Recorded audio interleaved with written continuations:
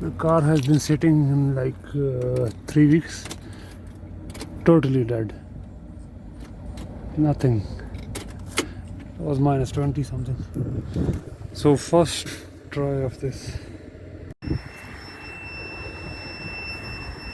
So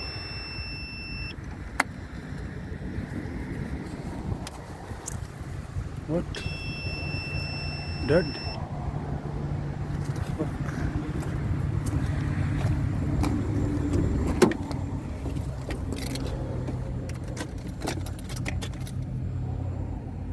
Dead? Fuck this bullshit.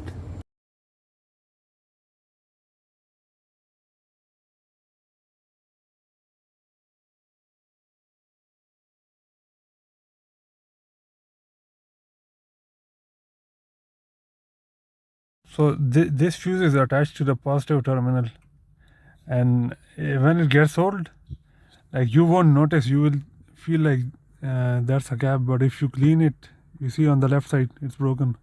That's why my car was dead. If you replace it, and you also have to buy the terminal separately, the one which goes here.